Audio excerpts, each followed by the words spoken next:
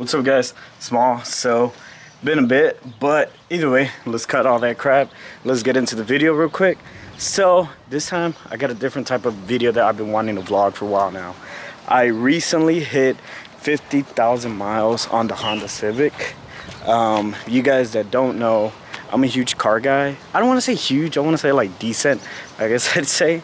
But it's hard to keep up with the newer cars of this generation and everything, because I'm not gonna deny it, I'm not a fan of them. I'm mainly a fan of like older JDM cars, but obviously they're expensive as shit, and also older muscle cars. And here is my 2020 Honda Civic Sport Coupe. Now, I won't deny it, it's nothing special, just a simple coupe car. Honda Civic is nothing like crazy, no turbo, no nada, just been keeping it stock. So if you guys that don't know, this car, I've owned it brand new. I drove it off the lot with like, I think 8 miles. It's a 2020 Honda Civic.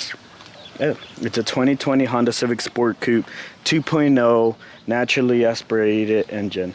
I recently hit 50,000 miles.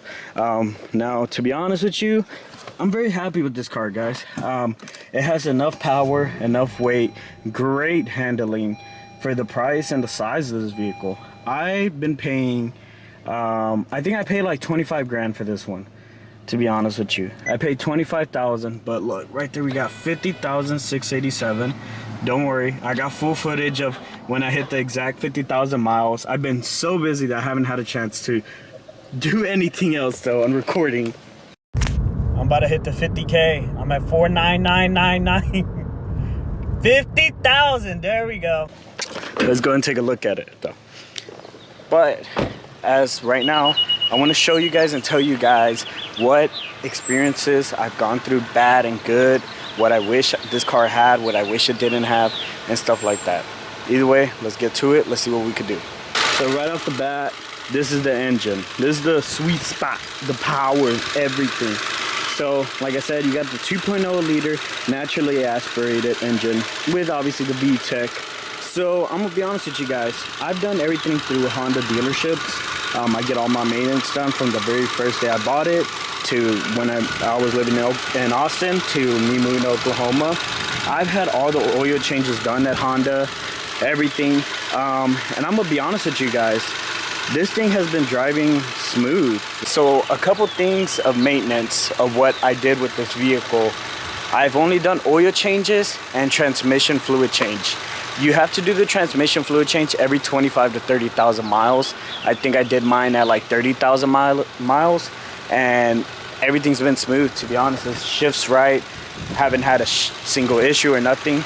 But I will say this one, it's not really a shift. So a little explanation, this Honda has a CVT, which boo, I know it sucks, people prefer manual. I'll be honest, I sometimes let my girlfriend daily drive it, I let my family drive it, so it's easier for me. Automatic's just better, easier, and you know, it's just faster too, I will say that. But I don't really care about all that. CVT, if you don't know, it's a continuous variable transmission, if I'm correct. It has one single cylinder, if I'm correct, and it just runs off of it. It still revs like normal, has a rev limiter. I even have paddle shifter, which is supposed to simulate like if you're like shifting, which is pretty cool. But either way, moving on to the issues I've had. I've only done oil change, transmission fluid change, which I've never done before in any other car. But this one being a CVT, it is sensitive. I changed my battery, excuse that it's all dirty. That battery, I will say the factory battery lasted me 3 years.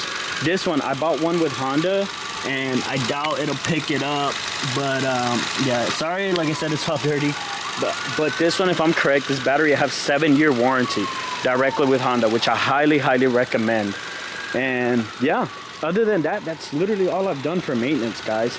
I will say though, my tires are coming up. Tires are gonna be due soon. Honda and a tire shop that I went to go get a flat repaired told me that, hey man, your tires are starting to come up due.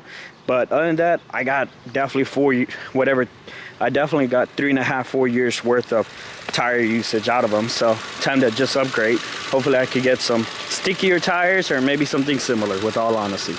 So time to move into the inside of what I've had issues with the inside.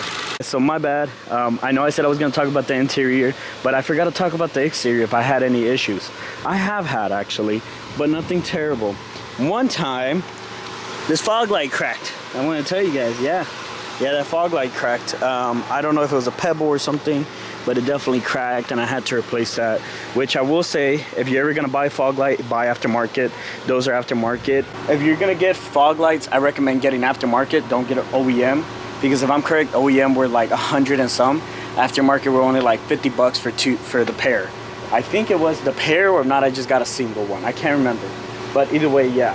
So other than that, moving on to everything else, everything has been great on this vehicle. I haven't had any issues, no rust, no nada. I just got the few, you know, love scratches or whatever and stuff like that. Paint's been holding up great. This color, I will say, guys, that you don't have to wash it constantly. But one thing, and I will pass by it again if you haven't noticed it, it's a huge thing that I'm starting to realize that I'm not liking. It's this pillar right here. If I'm correct, it's the term is a pillar. There's a side window pillar. It's very faded, as you can see. I don't know, the camera's picking it up correctly, but yeah. And if you guys don't know, I had someone hit me, or not I had, but someone hit me in the parking lot, and this was dented in. I dented it out, or I pushed it back out and left it like that. I want to get that repaired, especially if I am gonna ever sell this car or trade it. But yeah, look, I have the pillar right here too. It's faded out black. I need to see if I need to replace that or or probably fix it, repair it, whatever needs to be done. But other than that, I haven't had any issues. I'm very happy with the way that my lights are, even though they're halogen and not LEDs. But I like it more because this, it being the sport, it does give you definitely a sporty look. It looks very simple, but it looks very nice, and definitely a great bang for your buck. The wheels too are from the SI. I will say that they don't make these wheels anymore, or sell them on the newer models. And another thing I did want to state is that this vehicle right here, they don't make any this vehicle right here, they don't make any Honda Coupes anymore. And if you don't know, on the gas cap, so this gas cap actually auto locks when the car locks right here, so you just push in for it. So on the inside, everything's been good. Excuse all the mess that I have, but I will say I receive a lot of compliments on the back seats, because it being a coupe, you still got back seats, guys, and it feels like a couch. People have constantly told me that they could feel like sleep over there. I've had Kristen sleep, lay down, whatever, and me myself, I've even laid down there too. But either way, other than that, everything is pretty smooth on this car. I mean, everything all right here is it's all screen. You don't have nothing, no cluster, no like nothing like that. You know, it's all digital, it's all screen. You got your gas mileage, your maintenance, oil life. You have your music too, your phone, text, change the kilometers, and then I think that's your average speed, messages, which I only use these top three. Music, and I check my oil life here and there, and how I'm doing on MPGs, really. Which I will say, this car too, another thing, does give me great MPG. Right now I resetted it, but on my B trip, this from my last oil change, I'm at 31.8, which I drive a lot of highway, so that's why I put a lot of miles in, and it's been doing great. I just filled up the gas tank today, which 367. I get like I would say 350 to 380 miles on the range for the full tank, which is really great for this Honda Civic, and it fills up on like 25 to 35 bucks at most. So yeah, I'd say more 25 to 30. And then right here on the controls, I haven't had a single issue or nothing. So these windows right here, what I was trying to say is that if you have your fingers here and someone tries rolling it up and squashing your fingers, these have sensors, and sometimes the sensor has jammed up just because it's dried up or something like that, they said. So they literally just have to like lube it up or moisturize it, I don't know, put something on it like grease, and make sure that everything runs right. Right now it's good. Other than that, yeah, you have all your like tech stuff that you really need, like your Apple CarPlay, audio, infotainment center. You can modify it too, which I've seen people do. You could put like a USB flash drive, which I will show you right there. I got like my little stuff. And then I will say that's another thing I hate right here, is that this thing always gets stuck no matter how many times I clean it. I've had this car detailed once and it still gets stuck. So right there, you see that right there? This is for a USB. I have my flash drive right there with like, literally I have Initial D playlist right there saved onto it. And you could change the music too from your controls right here. And obviously you have cruise control, you have lane departure, and then before you crash somebody, whatever it's called, your lights, off, auto. your windows and everything. But so right here, moving on to the side, this port right here is the one that comes with Honda, and that's for your Apple CarPlay or Android Auto. And then this is an extra power outlet. I think that's the correct term for it. But I will say that one thing that bothers me about the Honda is that, or a couple things that bother me about the Honda is that these seats, the driver and passenger seat right here that you see, they're like half cloth, half leather. They're really, really uncomfortable. I won't deny it. They're pretty uncomfortable, but not terribly. They're uncomfortable to where if it's late night and you're tired, dude, you just want to sit in something comfortable. But if you're on a long road trip, yeah, it's uncomfortable. But if you're racing or taking a corner at like 60 miles per hour all the way to 90 or something, and you're at a track, maybe these seats are better. But it's just the way the style is. It's okay. It's a sports car. And another thing that I will say is that it's starting to get to me now. Maybe I'm getting older, but the tires and the car is too much to the ground. It's not as low as I'm saying, but since the suspension, it has a similar suspension to the SI and the driving experience and everything, but just no turbo, I feel the ground from the tires up to my butt. And it gets so annoying because I've had Kristen and others tell me that, like, oh my God, I'm so, like, I feel the whole road. I feel everything. I feel the ground. I'm like, man, I sometimes wish I had an SUV or like a family sedan or something. But that's really about it on that for like what I hate, really. Oh, well, I guess another thing is too that I just wish I had more power outlets. And another cool thing is that with you getting an Sport or SI, you get this sport pedals. Excuse my slides, they're from the house. And obviously you have the park reverse drive Sport. So a little cool thing is that no matter how much I rev it, it has a rev limiter. Like it stops at 4,000, but it actually goes up all the way to like 68 if I'm correct, or no, 66, 65. And you have an electric parking brake, and then you have eco mode, you have the brake code, which this thing comes in clutch when you're at a McDonald's or waiting in line at somewhere. You just literally turn it on. It won't turn on right now. You have your seatbelt. It'll turn on literally right here. It'll say brake, and then you just put your foot on the brake holder for like a half a sec, and it'll say brake hold, and then activate it. And then you just let off the brake, and then whenever traffic moves in front of you, you just press the gas pedal and you're good. So yeah. But on that, yeah, too. Also, another thing I kind of wish I had heated seats. I found out that the other Honda Civics, they have heated seats and the buttons are right here. So if I could just install that, I'd be happy, probably. Yeah. And another thing on the usual, I forgot to mention on maintenance. I have changed like the cabin filter and air filter, but that's really it. An oil change, transmission fluid change. And it's coming out for the tires though, but and I haven't done anything big, which I'm very, very thankful. So yeah. So let me just, to summarize everything, 50,000 mile ownership, 3.5 years, 4 years of owning the Honda Civic 2020 Sport Coupe. Would I recommend it for others to own it? I'm gonna be honest with you.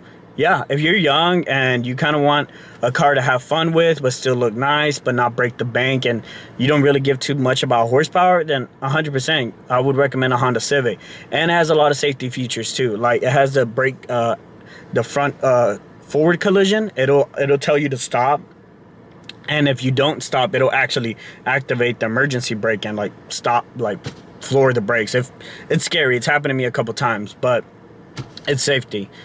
But yeah, guys, I highly would recommend a car like this. I think I would give this car like an 8 out of 10 because it's still missing some features, I will say. But I mean, for the budget, the price and everything, reliability, it's great. I'm just now starting to want something either faster or nicer too.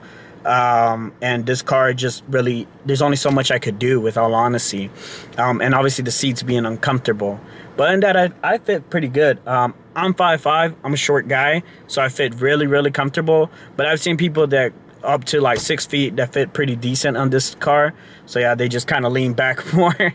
But on that too, yeah. And then obviously with the driving experience right here, it's very smooth. You have a lot of view, which I love. I love to be able to look over the hood than just like be like right at line with the hood or under. Like, I don't know how people do that. So you guys want to know some crazy shit? And this ain't even a joke. I was finishing up the video. I'm trying to finish it up for y'all. and my camera literally said, unable to display, cool down, temp too high. Man, oh my god. This camera's been great, but at the same time, it's too tiny for like me to actually record stuff and actually like do good footage or good quality, I'd say, or even battery lasts long.